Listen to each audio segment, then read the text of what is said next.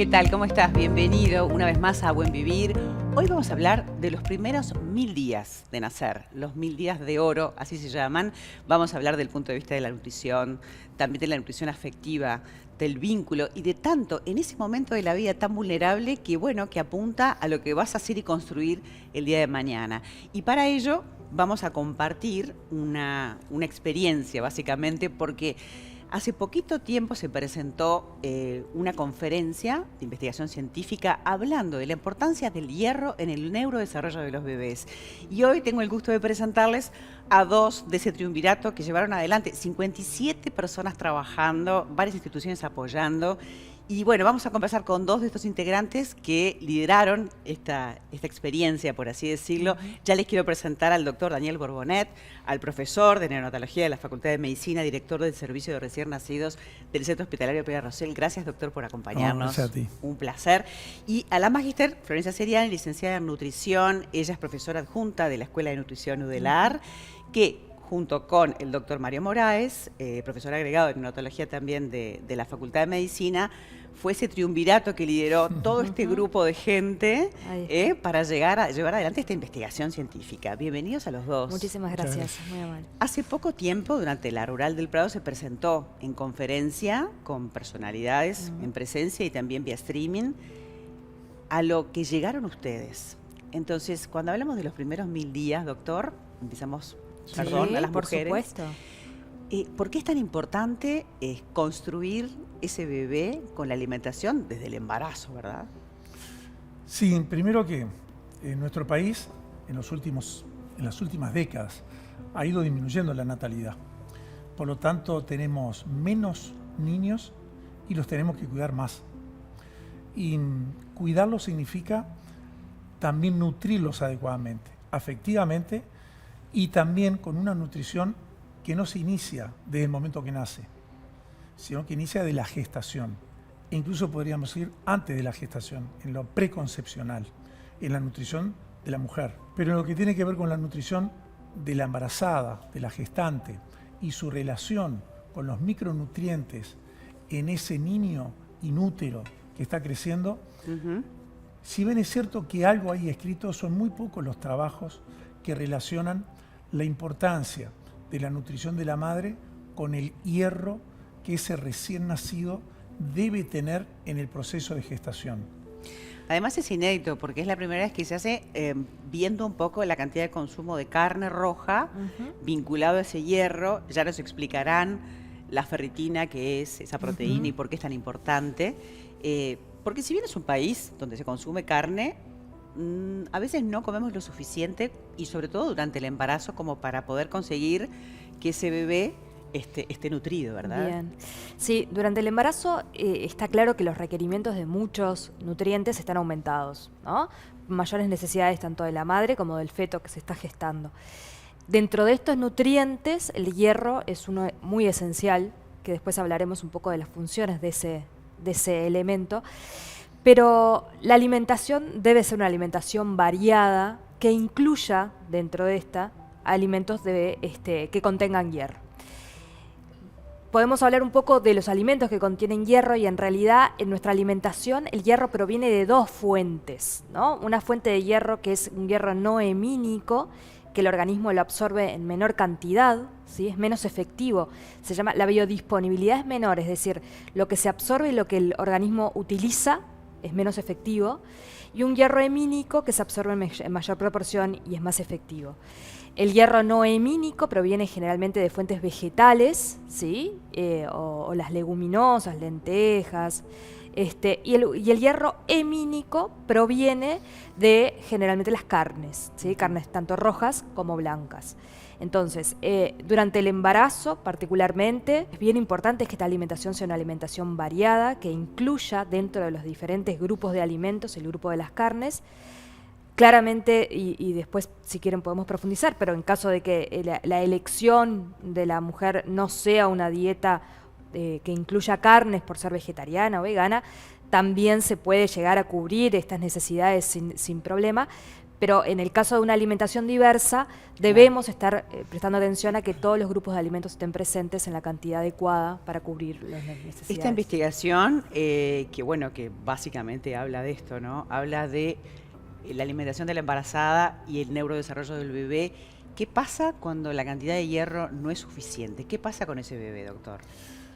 Bueno, hay trabajos de más de 25 o 30 años, los de Connors fueron en el 96, en donde ya se visualizaba que la carencia de hierro en el feto ocasionaba una desmielinización, o sea, falta de mielina en ese cerebro, y esos niños al nacer iban a tener pruebas desde el punto de vista de neurocognitivas alteradas, que no se corregían en los primeros 5 años de vida a pesar de darle como suplemento el hierro luego de nacido. Es muy importante lo que nos está diciendo, doctor, o sea que en realidad de alguna manera es irreversible ese proceso. La magnitud del proceso puede ir disminuyendo, pero las alteraciones de las pruebas se siguen dando alteradas. Por eso la importancia del hierro como micronutriente directamente en la mielinización y también como cofactor de determinados metabolismos que llevan a que hayan neurotransmisores muy necesarios para el cerebro en crecimiento, en desarrollo. Serotonina, dopamina. El hierro y otros micronutrientes, pero específicamente el hierro, nuestra pregunta era, ¿cuánto debe consumir una madre, ya sea con fuentes semínicas o no hemínicas, para que ese hierro sea el adecuado, para que al nacer nosotros podamos relacionar lo que consumió esa madre durante el embarazo y en el cordón umbilical hacer un análisis de la ferritina. La ferritina es una proteína que es donde se deposita el hierro. Y ver la relación, cuánto se alimentó y cuánto tiene ferritina. Y eso nos da a nosotros la posibilidad de saber si esa madre consumió poco, mucho hierro y si fue suficiente como para partir con una ferritina adecuada y después continuar en el proceso del lactante alimentándose como debe para tener un neurodesarrollo adecuado. Una investigación financiada por INAC y debemos celebrar de que así sea, pero es una investigación científica, ¿verdad? Y creo que la ciencia ha tomado el lugar que tiene que tomar, dado todo el contexto de lo que hemos vivido con la pandemia. También se habló de la anemia. La anemia es una realidad y creo que este estudio que se hizo pudo constatar la foto de hoy, digamos. Sí, dos temas. Uno que te referiste recién, la importancia de la epigenética. Todos los factores externos que rodean durante un embarazo, ya sea positivo o negativo, y que te alteran en ese feto en gestación los genes. O sea, hemos realmente encontrado en las últimas décadas la importancia que tienen desde el punto de vista psicológico, social, pero también de infecciones, de patología y de la nutrición. Claro. Que no solamente altera a la madre, sino que altera al niño que está en crecimiento. Y si es una niña, también puede alterar a las células reproductivas que tiene esa niña para su futuro Increíble. desarrollo a nivel de una tercera generación.